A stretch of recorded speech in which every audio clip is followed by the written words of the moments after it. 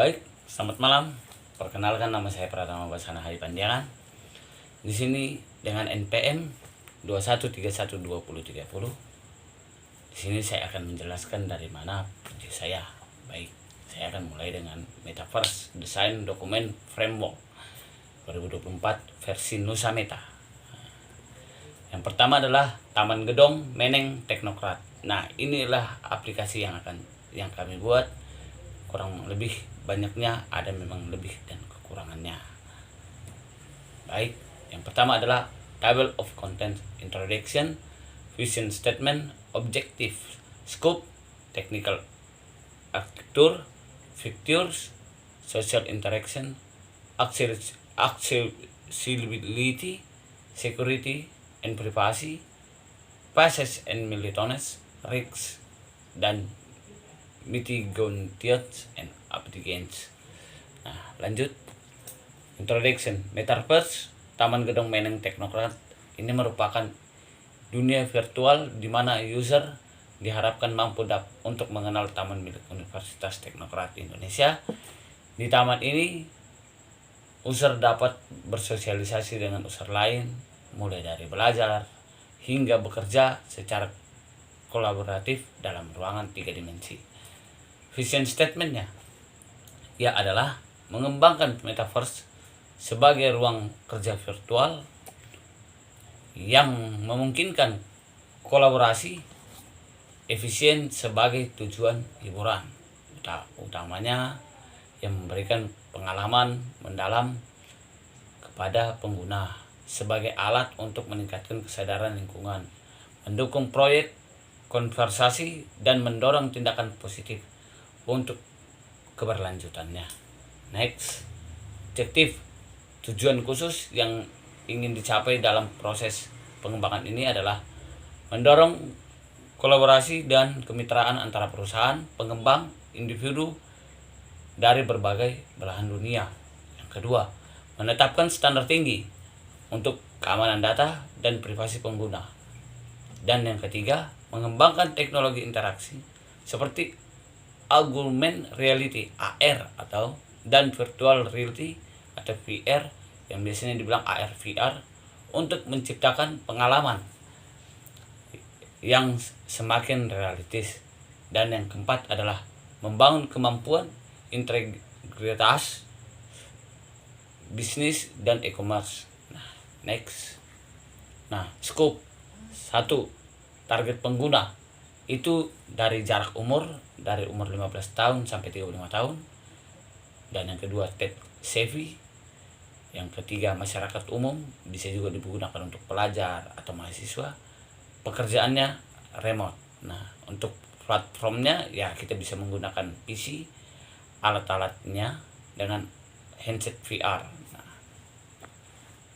Technical architecture.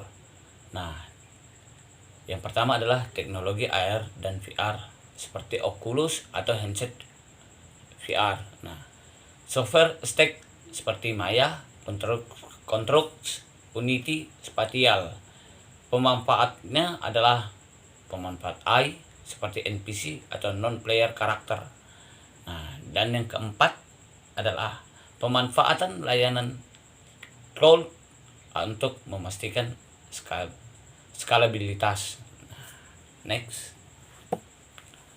Avatar yang digunakan lumayan cukup banyak, yaitu fiturnya ya avatar dan identitas pengguna agar dapat mampu mengelola avatar yang mempresentasikan dirinya dalam metaverse.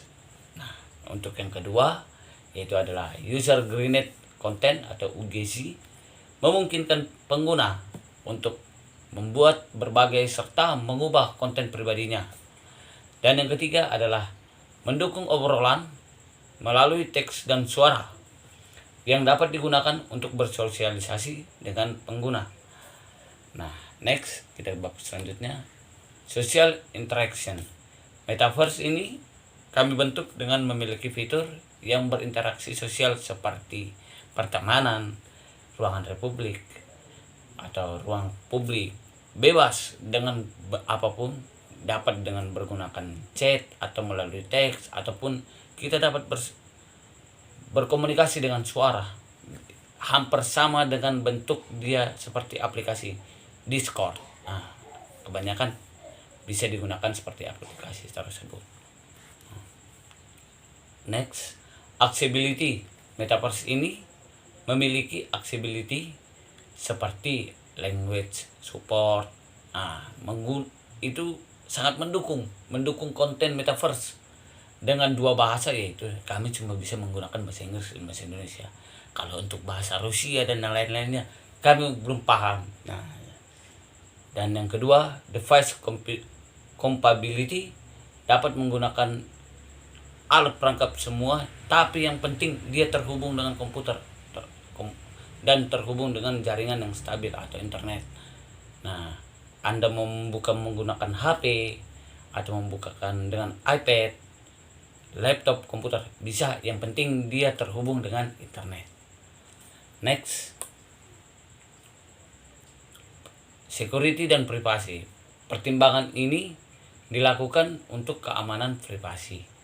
Penggunanya adalah autentifikasi pengguna, memastikan bahwa hanya pengguna yang sah, bahwa akun dia betul-betul asli dan dia dapat mengakses lingkungan metaverse.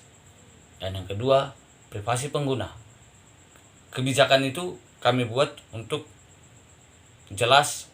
kami jelas buat agar akun tersebut aman digunakan oleh si pengguna. Dan yang ketiga adalah enkripsi data, melindungi data pengguna dan transaksi yang menggunakan teknik enkripsi. Next. Basis dan militansinya, ya kami membuatnya ini adalah dari tanggal 16 Oktober sampai 6 November.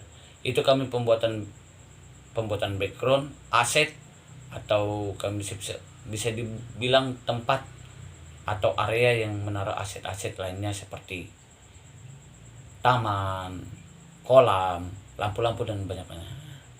Dan tanggal 10 sampai tanggal 5 pembuatan konteks aset, ya seperti meja, kursi, tempat sampah, jembatan, lampu taman, dan lampu jalan, masih banyak lagi. Dan di tanggal 13 adalah disitulah kami penggabungan semua aset yang dapat kami gunakan untuk langsung mengunggah ke spatial, ya agar bisa dipergunakan secara semua orang. Resikonya, risks and mitigations dalam perkembangan metaverse ini, risikonya terjadi yaitu 1. Potensi terjadi pelanggaran keamanan identitas pengguna. Dan yang kedua adalah adanya konten yang melanggar aturan atau tidak pantas. Yang ketiga, sudah jelas-jelas pasti gangguan koneksi jaringan. Itu dapat mengakibatkan latensi tinggi. Dan untuk mitigasinya, implementasinya, enkripsi data end to end untuk sementara agak down. Dan untuk menerapkan sistem moderasi konten yang optimatis dan manual, penyediaan sistem cache untuk mengurangi dampak latensi. Kurang lebih seperti inilah tampilan yang pertama. Inilah tampilan yang pertama, yaitu penggunaan aset ke spatial. Ini pertama kami menggunakan Unity. Dan yang kedua, kami langsung masukkan ke Metaverse TGM Teknokrat yang sudah bisa diakses melalui spatial. Boleh dicari atau boleh digunakan dalam bentuk dia seperti game. Bisa dicari di spatial.co.io Taman Gedong Meneng Teknokrat. Itu ada di situ, dapat diakses. Sekian presentasi saya ucapkan terima kasih. Selamat malam. Jika ada pengucapan dan perkataan yang salah, mohon dimaklumi. Saya pamit undur. Selamat malam.